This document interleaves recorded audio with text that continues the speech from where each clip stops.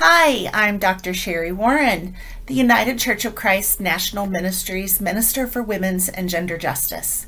Thanks for joining us today for Engendering Spirit, an education series that takes a look at the intersection of things happening within faith, spirituality, and gender for the most part.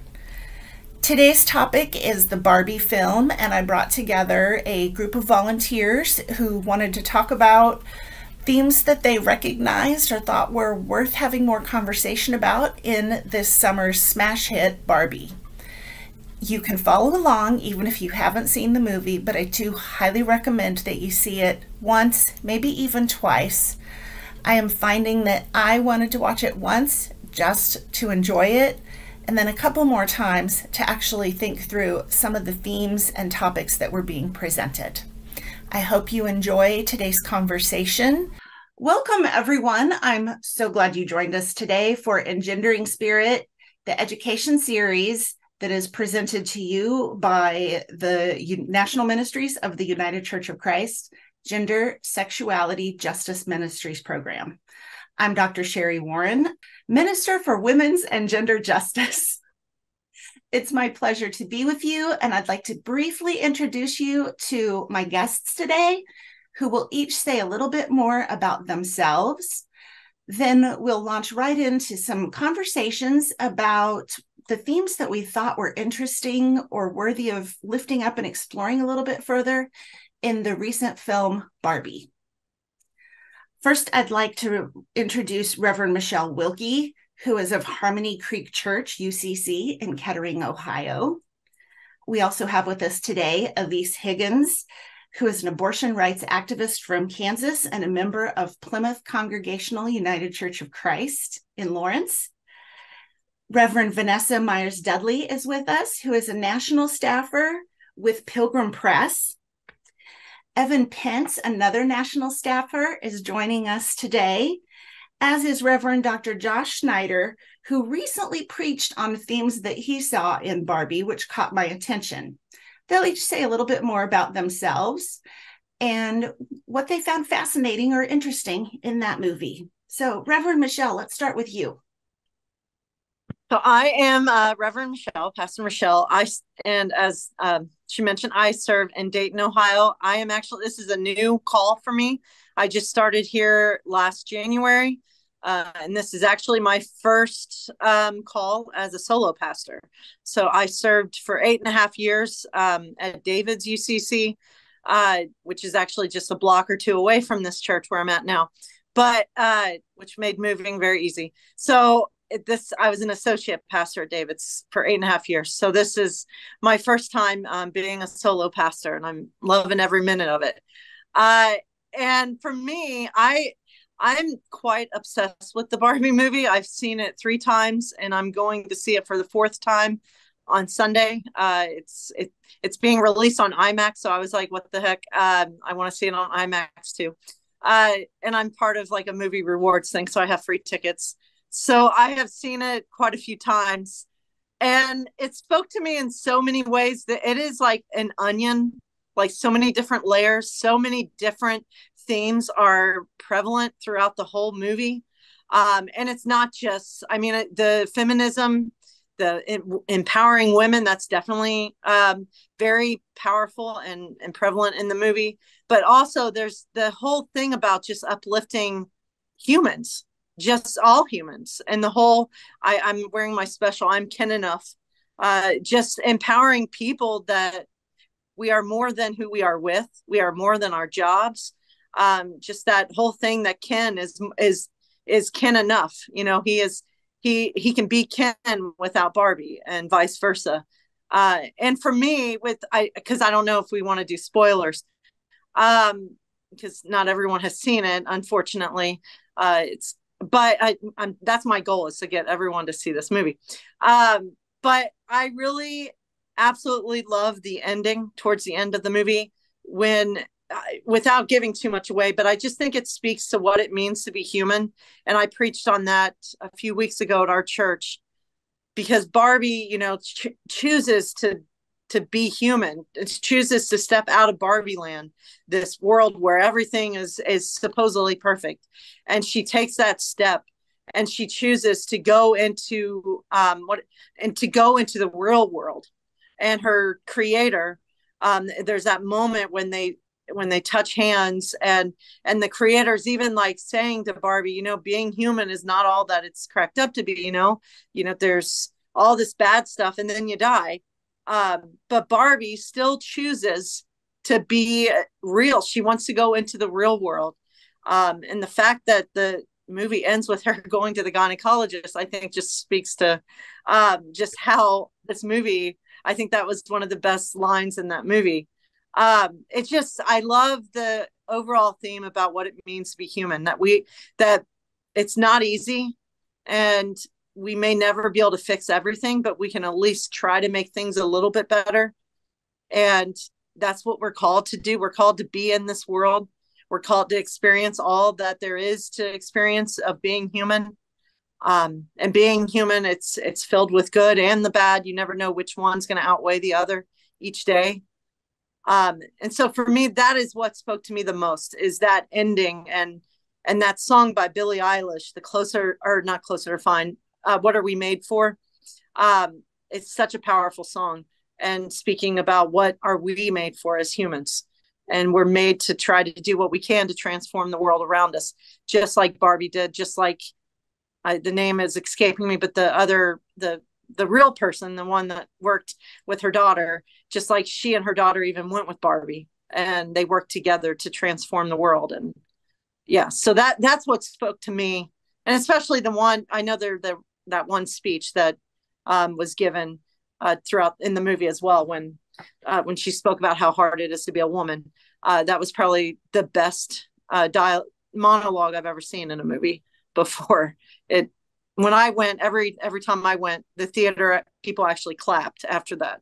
Every time that scene came on. So it was just a very powerful film. So Thanks, Pastor Michelle. And I'm glad you brought up spoilers. I'll say something in our introduction that there will be spoilers. So okay. Feel free to talk about what happens throughout. It's bound to happen. Elise, what did you come away with? Well, I loved how goofy and clever the movie was. The musical numbers, incredible.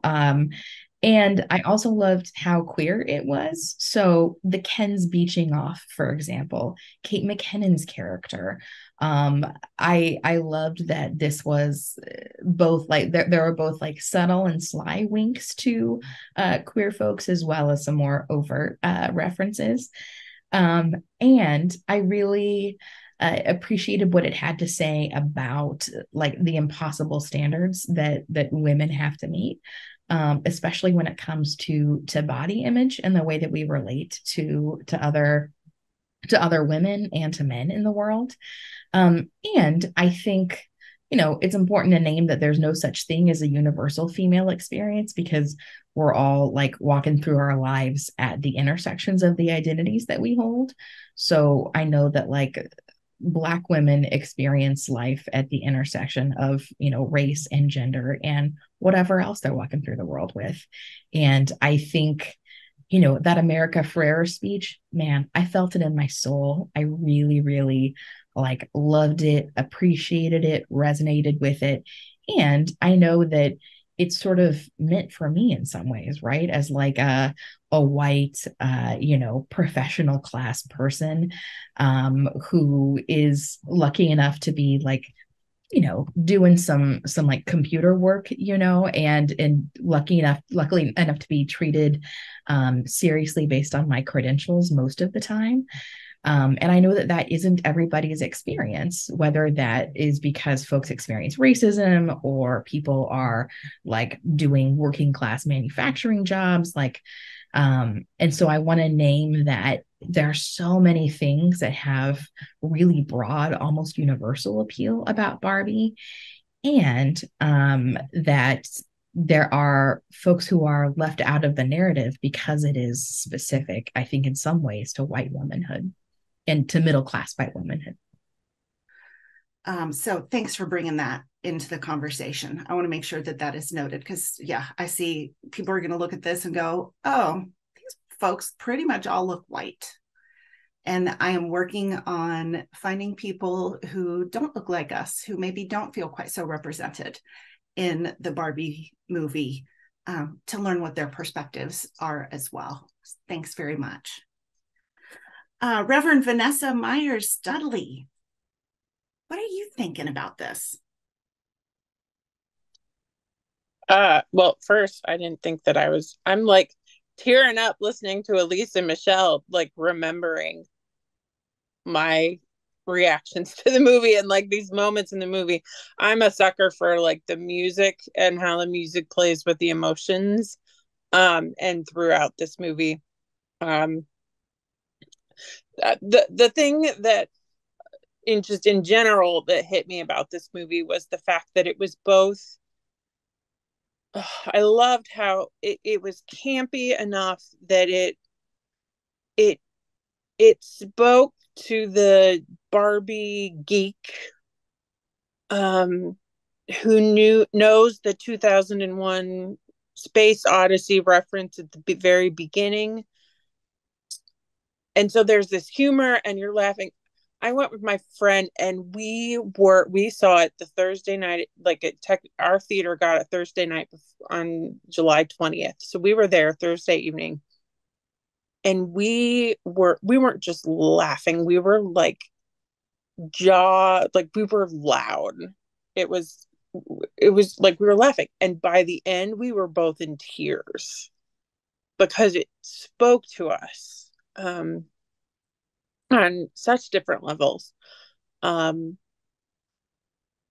like both Michelle and Elise have said, both the speech that America Ferrera gives is just about how hard it is to be a woman, um, and then also the moment when what it means to be human. Those are such special moments. What spoke to me kind of in particular was there's very much an emphasis on the relationship between mother and daughter. And what I also felt was beautiful was at the same time, there wasn't like this pressure to then be a mother. So as a daughter, I felt like it made me like my mother. I used to have my mom's Barbies, and so Barbies were passed on to me.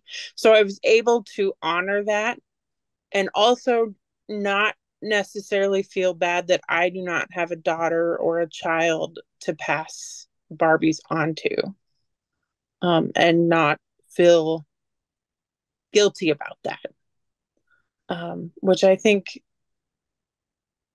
is also because that is one of the pressures of this world is that women still like have to be mothers. And even and towards the end when they got to those moments I was like, oh no, like there's good, I was like, oh, this is going to a mother daughter thing. I'm gonna leave here sad because I don't have a kid.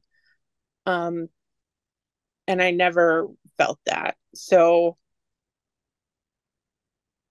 that was important to me.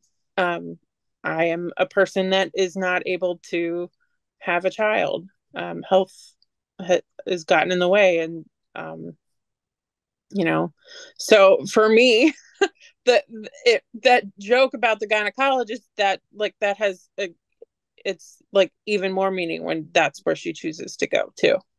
So yeah. Thank you. Thanks.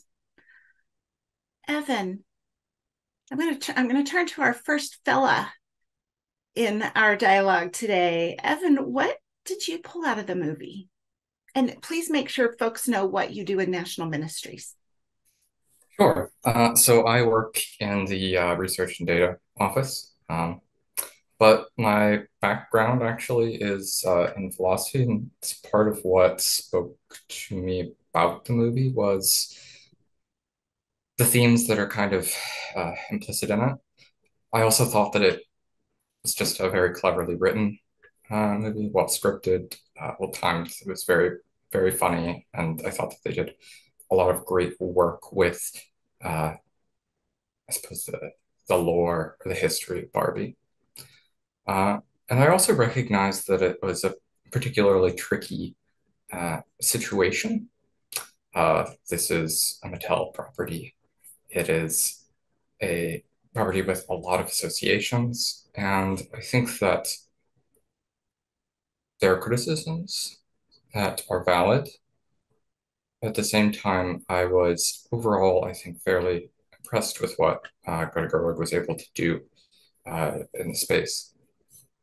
So yeah, it's I suppose a lot of things that I'm sure we'll get into. Super. Thank you so much. And lastly, Reverend Dr. Josh, please introduce yourself a little bit more and tell us what you found interesting or fascinating, worthy of conversation. So much. First, my name is Josh Snyder. I am the minister at the Unitarian Universalist Church in Akron, Ohio, and have been a Unitarian Universalist minister for over 20 years. However, I was baptized and confirmed in the United Church of Christ. So I've always felt like I've got a foot in that tradition, even though I jumped ship in college. But yeah, I was struck by the Barbie movie as well. I put it in the same category as The Matrix and Groundhog's Day in terms of movies you can get a million sermons out of. I remember telling my staff, "Oh, I'm preaching on Barbie this Sunday," and they all thought I was preaching a different sermon because you can get so many different themes and ideas and stuff out of it. I was like, "Oh," and I even said, "I was like, this is not the last you'll hear from me on this one." Um, Boy, so much. Let me try to condense down a couple things that struck me. Was about Ken, and I thought that when I saw sort of this moment of what I would call toxic masculinity, right? The thing that Barbie the movie does so well is that it's kind of good. I wouldn't call this sci-fi exactly, but like good sci-fi, it is putting a mirror up to our society. So by talking about patriarchy and that sort of thing, and parodying it, as Evan said, we're able to kind of relate to it in a new way or in a fresh way. And if you make us laugh, boy, and as a preacher, you know this. If you can make folks laugh, you can say a lot of difficult truths after that, because their anxiety is a little lower. And I thought it did a brilliant job of that. In terms of Ken, I thought, wow, this is Bell Hooks. Feminism is for everybody. Her work on pointing out how men suffer from patriarchy. And she's quite eloquent in that book on that particular point, that men suffer from this as much as women do. Let me take that back. That's not true. Men suffer too. Women suffer way more, and non-binary people as well suffer way more from patriarchy than I do. But it was an interesting point, right? There's this great line. My favorite line of the movie was when Ken says to Barbie, I kind of lost interest in patriarchy when I found out horses weren't as big a part of it as initially. And I thought, that's right. Ken has to suppress part of himself to be in relationship with other men. He cannot bring his full self. He's got to set aside that part that likes horses because it ain't cool and it ain't what his bros like. And he has to mourn that. He has to disconnect himself from that. Now, again, that's nothing like having, compared to the effects of patriarchy on women and non-binary people. But man, that spoke to me. And the other thing about that was that so it kind of culminates in this, again, spoilers, right? This fight or this conflict between the Kens, and at the end they overcome it.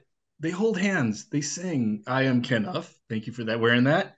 But I was like, this was like the first example that I'd seen in popular culture of what post toxic masculinity looks like. This is what liberation for men could be if we're willing, as Bell Hooks says, to give up the goodies of patriarchy that we all get, but are kind of feeling bad about because there's violence in it. I mean, you saw that relationships in that movie, as is toxic masculinity, are all based on competition. They're all eventually turns into violence. And then they have this moment where they connect and they hold hands and sing, and they can relate to each other in different ways besides being in relationship. I mean, so that was a big part of what I preached on, was how do we have liberation for everybody, that includes men, that includes women. I love the 2001: A Space Odyssey. I'm a big nerd of that movie. Love the opening. If you go online, you'll see parallel, and it's shot for shot. It's amazing how she mimics that in the beginning with 2001. I also thought I don't know if it was as intentional. I thought there was a little bit of a reference to it at the end too, with Barbie meeting her creator, a little bit like David Bowman becoming the Star Child at the end of 2001. I don't know if that was meant, but it made me think of it. That sort of, what is going on? Oh, this does feel like 2001 again. But I could say Barbie and existentialism. I had just written a sermon on existentialism when I went to the movie. Barbie's in that dance club very early on. What's the first thing she says? She says, "Sometimes I think about death." And my jaw dropped because I said, Barbie just asked the existential question.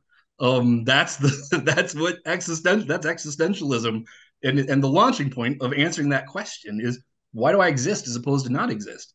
And I was like, are we doing existentialism here in the Barbie movie? And yes, we are. They name drop it a couple times too.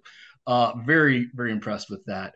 That's probably all I'll say for now. There's lots more stuff I'm sure we all want to get in there, but I was very interested in what does liberation for men look like too. In addition to everything others have said, that was what came across to me. Thanks, Josh. And, that surprised me that there was that much emphasis on how men experience the world in a movie supposedly about the perfect woman and her existence. A few things that really jumped out to me were, so this was a very personal moment when Barbie realizes something's wrong because her feet are flat. I grew up in a household where my mom always wanted me to wear heels. And I always said, if I was meant to wear heels, my feet would be shaped like Barbie's. And voila, there we are. Of course, later I developed plantar fasciitis, and my podiatrist is like, you really should wear heels. They'll help your fascia, blah, blah, blah. I'm like, no, absolutely not. This cannot be. Stop it. Another thing that really resonated with me was, so Ken and being just Ken and being Kenough, which, by the way, my brother's name is Ken, and so I'm probably going to get him a Just Ken or an I'm Kenough shirt for Christmas, because it's just sitting there and the material's there. I have to do it. But how he's only valid through his partner, and they have some conversation. I thought they could have teased that apart more. But I'm glad they at least brought that into the conversation, because there has been so much history of, honestly, how women are not valid unless they are Mrs. male name, last name. And that really struck me about our validity and inherent worth that I don't think I expected a Barbie movie to tell me about or remind me of. Evan, I think it was you who said that, this was Mattel. This is a huge multinational corporation. And yet there was some critique about consumerism, I felt like, about our push to just constantly get more, more, more. And Josh and I ended up talking about this because when they had the outfits like fly across the screen and they said how much they were, he and I had different perspectives on that. To me, that was critiquing consumerism. And Josh, I'm trying to remember what you thought it was, like more of an homage to the history of this collection of toys. Yeah, I mean, maybe it's because I saw the Spider-Man movie too many times this summer because my boys loved it so much. But and I'm a huge comic book nerd, so I spent the movie going, oh, I remember that one, and I remember that one, and I remember that one, and it had a little bit of that vibe for me. Particularly at the end when they sort of demonstrate, oh yeah, remember this character that had like the TV in her back or whatever it was, and that was a real Barbie, right? I mean, I was like, well, that was kind of brilliant. So yeah, we did have a little bit of a different interpretation. Another point where I think that happened was Will Ferrell has a really great line where they're saying, hey, this Mojo Dojo Casa House is selling like hotcakes, and he says something to the effect of, hey, did I become an executive by thinking about the bottom line? No. I and making money? No. I think about, the I can't remember what it was, something about the development of young girls or the well-being of young girls. That's how I got to be where I am. So that was again, it was like, oh yeah, right. That was just brilliantly funny, right? That again made me laugh and it made me think that a common experience in this movie. Yeah, so I've only gotten to see it once and it was completely in the dark and I didn't get to take notes. So I'm looking forward to spending more time with it. Um, some of you have seen it more than once. Some of you intend to continue to see it. What do you want to look for? Like, what do you want to put your energy towards as you continue to either see it again or think about the themes that stood out to you? And I'm going to give us a moment to think. I don't think we do that enough.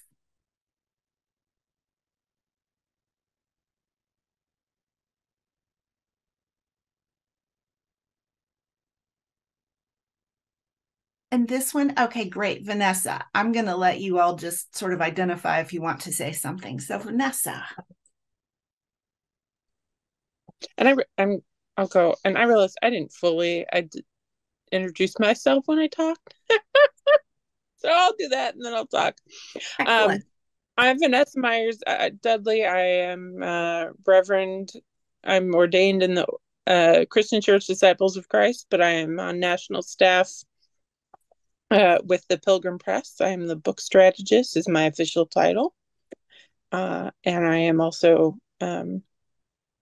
have partner standing in the UCC to serve both.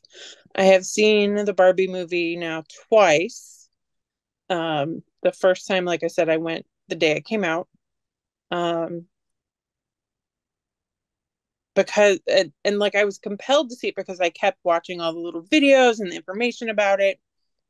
The second time I went, I wanted to take my husband because I heard people talking about it and like I wanted to see how he would react, but I also wanted to go back and like look for new things that I'd read about or new ways that people had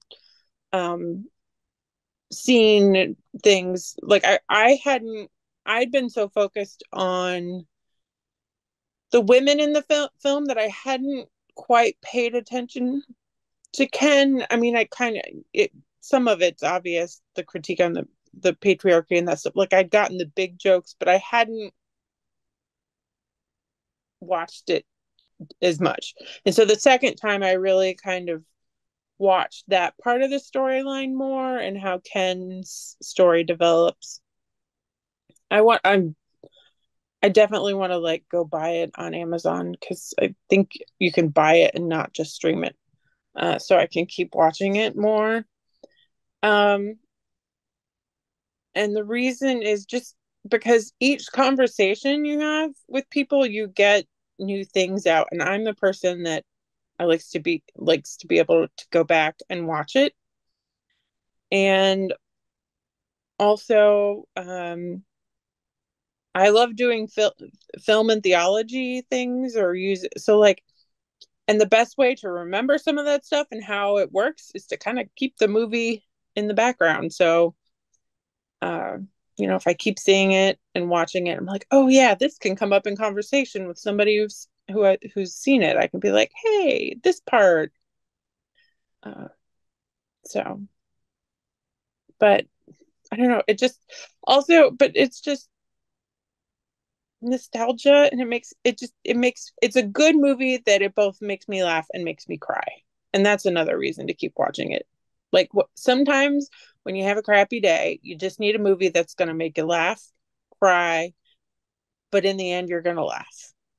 Like it's got that whole roller coaster of emotions. It's a whole package. It's a whole package, yeah. And I agree. I felt the same way that Josh did in regards to I was seeing the clothes come up as kind of a historical ode. I thought that the Mojo, but how they talked about the Mojo Dojo houses selling as opposed to the dream houses, that was an ode to consumerism. Yeah. Yeah, I can't wait to see it again. Elise, I'm so glad you brought in Kate McKinnon's character. What was she called? Weird Barbie? Is that what they called her? Something like that. Oh, I really want to pay attention more to her and honestly what I'm feeling, because almost everyone had, no matter what kind of things you played with, most of us had one that was kind of wrecked, that was kind of messed up, and maybe we had done it ourselves. Like, oh, I'm going to cut this doll's hair. I'm going to put makeup on this thing. I'm going to do whatever. I'm going to put firecrackers under this one and play military in the driveway. Whatever it was we did, I think most of us had something that didn't look like it did when it first came out of the package. And I want to explore what they do with her more and her role in that. But Elise, did you want to say anything about what you want to give more attention to, maybe? Yeah, I would love to. I think I want to think about like all the things that the Barbie movie does really well and all the ways that it's like a tool for organizing and for consciousness raising, right? Because there are just so many ways to tap in. There's the existentialism of it all. There's consumerism. There is the sort of jacked up Barbie that all of us have and maybe went through multiple siblings like it did with me. And there's also just the fact that it is such a wide-reaching phenomenon, Barbie is, right? That like it's almost impossible to not be aware of or have an opinion on or a relationship to Barbie, just like it's impossible to not be like aware of or have a relationship to our own gender, right? And our experiences of being whatever it is that we are in our genders. And so I think I'm really excited to watch this again with an eye toward like, what are ways into bigger conversations from this movie that really, at the end of the day, it's meant to entertain us, right? Like Greta Gerwig said, it's a feminist movie. Mattel said, no, it's not. But, at the end of the day, it is a huge, huge piece of our culture. And so I'm excited to look at like, what in here is universal, what might not be, like, and what can this do as a way to shape us and activate us politically, because we have fights to win. And I think like our culture is a huge way into those fights. Thank you. One of the headlines I saw, and I want to spend more time with some articles about this, is it became this phenomenon in China that was completely unexpected. And I would love to hear more about the experience of that. If I have the opportunity to find people who have spent much time in China or call that their homeland or live there, what that has been like. Given that I think most of Barbie and her stuff probably originated in China as far as the manufacturing. My other friends that have joined us today, what else would you like to make comment on? Josh? Well, I just because that kind of connects a little bit to what I was thinking. I saw the Barbie movie a little later, or we did, saw the movie a little later, so the phenomenon was kind of building a bit, and I was a little curious about that because, to me, Barbie was the biggest critics of Barbie in our popular culture up till now had been feminists. The critique of body image and whatever. And so I was a little surprised that women were loving it so much. I was like, what is going on? And what I thought was kind of brilliant about it is that they took that, I guess we would, at least in my mind, is kind of a traditional or common critique of Barbie, and put it in the mouths of one of their characters, the daughter. I can't remember the daughter's name. Forgive me. Or I don't remember the character's name.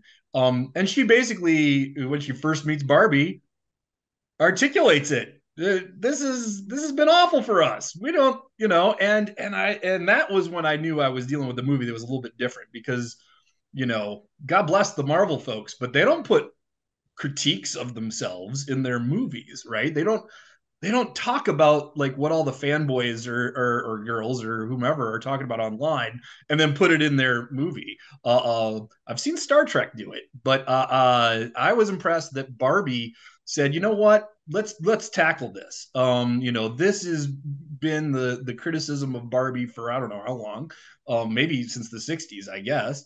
And Yeah, Barb, that's going to create this sort of angst, right? This existential dissonance for Barbie. I thought I was this, we were empowering women and doing all these great things, and then I go to the real world, and it turns out everyone's got the opposite, well, not the opposite, but a very different sense of what Barbie is and what her role is. And I just thought that was brilliant, and just the different perspectives that not just America Ferrera, and I wholeheartedly agree that was a very stirring monologue. I thought it was great, and I thought Ken has a great one too. When he talks about there is no just Ken.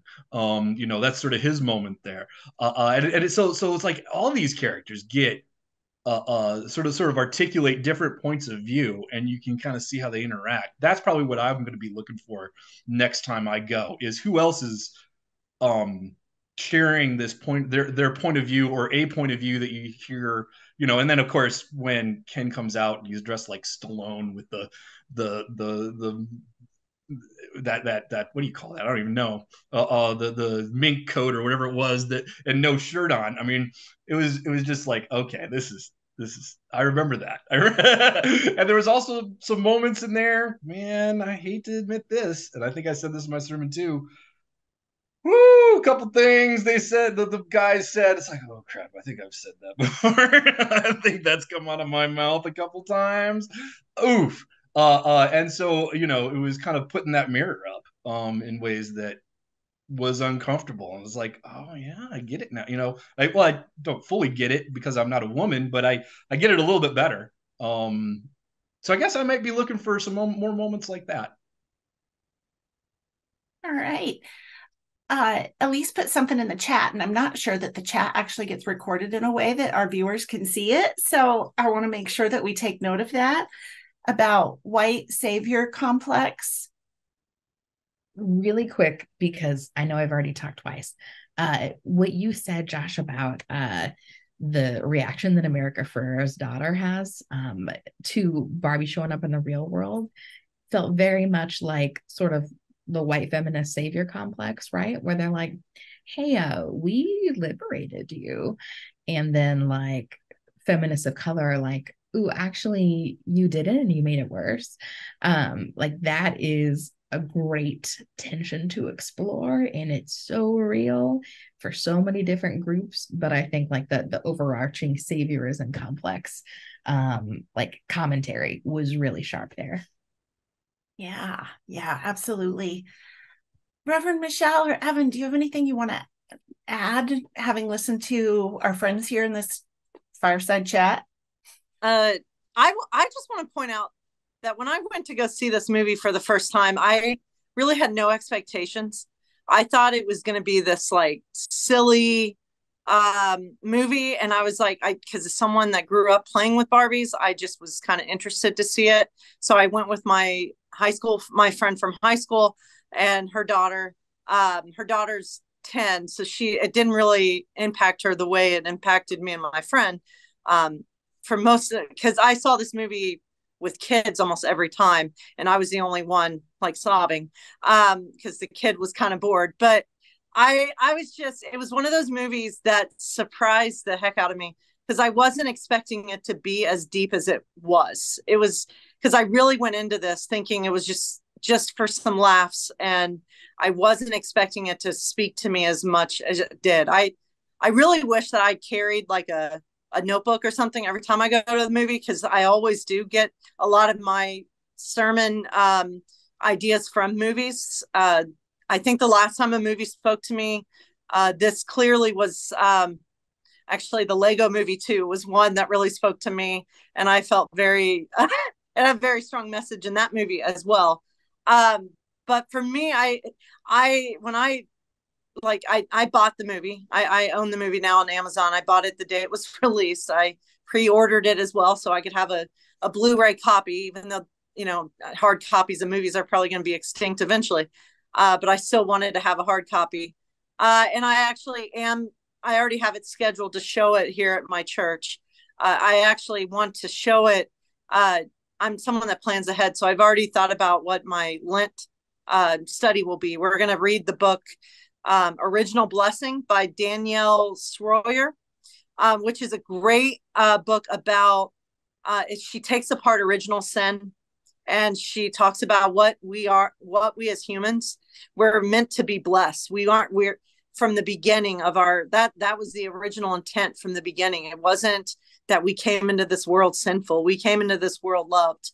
And so I've been reading that book, and I want to tie it in and end my book series with showing the Barbie movie, because I think the Barbie movie has, a clergy friend of mine and I had lunch the other day, and we talked about Barbie and just how it is about this whole Garden of Eden kind of thing, where, you know, the creator, Ruth, there's that whole clarity about how we're meant to be blessed. And there's that moment where she's like, oh, she asks permission to be human. And Ruth is like, oh, you don't need my permission. You can just be. And there's that whole, I just want to explore deeper that whole idea of what it means to be human, that whole idea of what it means to be blessed and loved exactly as we are, even in the mess, and how our creator or our higher power, however we understand it, we were never meant to be like shamed, or we're always seen as blessed and loved exactly as we are. And I want to explore that deeper, but use the Barbie movie as kind of a way to, and show that at the end of the book study. So for me, that's what Barbie movie most really spoke to me, is that idea of, what it means, as I said earlier, what it means to be human, to be a human feeling person. So I have lots of plans for this movie. So yeah. I love that. And Pastor Michelle, when you were talking about creator and our worthiness, I got chills. Yeah. So let's stay in touch. Maybe I'll have to pop down and come join you and enjoy some of your book study come spring. Yeah.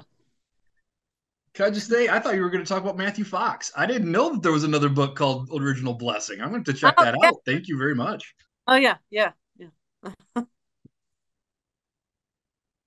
Well, friends, do we have any final comments we'd like to get out there before we say goodbye? Well, I haven't spoken too terribly much, but I did want to throw something out there that might be overinterpreting, but I'm not so sure because I think that it has some merits.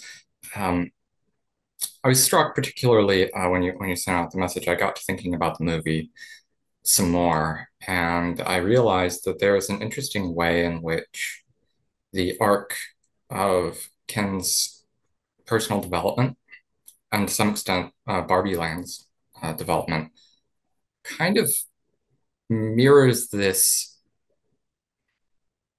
19th century philosopher's philosophical anthropology. So I think there's a kind of Hegelian line here. So what happens, you start off this movie and Barbie Land and Ken and the Barbies are objects, appropriately enough. They're dolls. But what I mean is they're not expressing their agency. So Ken is Beach Ken. His identity is just that, and it's prescribed by the facts around him. Similarly, Barbie is stereotypical Barbie or doctor, what have you. And they're essentially assigned. But then you have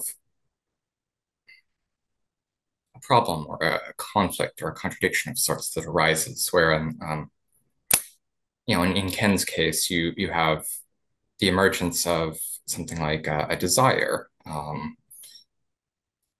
Similarly, I think for Barbie, you have this recognition of death, and it's something that's not present in their surrounds, so far as I could tell, but it does kind of mark a break.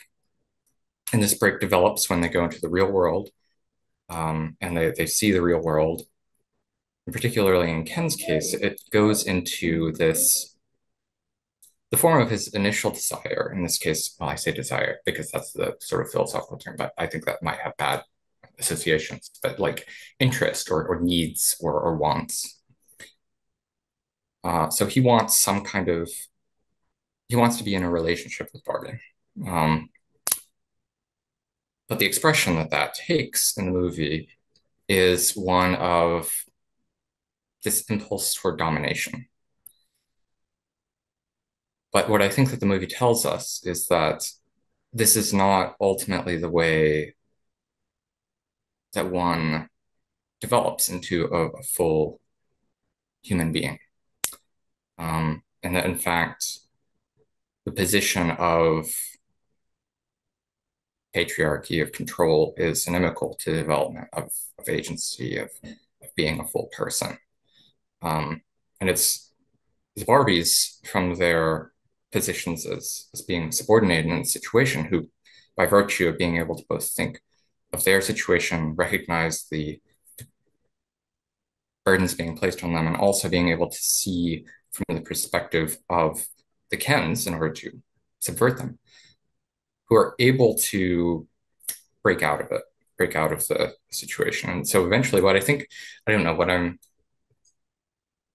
taking away from the movie is this view that one is only oneself in community with others, or that you can't understand yourself without taking the view of another. And that this is the problem with Ken earlier on, that he wants to be in this relationship with Barbie, but he is not recognizing Barbie as an agent herself. And in his inability to do that, he isn't able to really recognize himself either. Ooh, Evan, you're making me dig through my brain for some things about looking glass self and how we develop our self identities, and different theories that talk about that. Great point. There's so much richness in this film. And honestly, I really want to just talk to some kids about what they thought as well. What messages did our young people walk away with? Because it wasn't just for them. And honestly, I think a good kids film, well, and this was PG-13, is that right? Yeah, so not a little kids film. A good film that entertains children should also stimulate the adults that are with them. Friends, thank you so much for joining me in this conversation. I'm just absolutely tickled to death I love it when I get people that I like together in one place, even if it's a box on my computer. It makes me so happy to make connections, and have stimulating conversation and get exposed to different ideas of the world. That's my jam. Friends, thanks for joining me for this episode of Engendering Spirit. I'm Dr. Sherry Warren, the Minister for Women's and Gender Justice at the National Ministries of the United Church of Christ. If you find yourself thinking sometime, gosh, this is an interesting topic that kind of sits at the intersection of spirit and gender, please feel free to reach out to me and let's talk about the possibilities of taking it to a larger audience. You can reach me at warrens@ucc.org. Thanks so much for your support. Be well.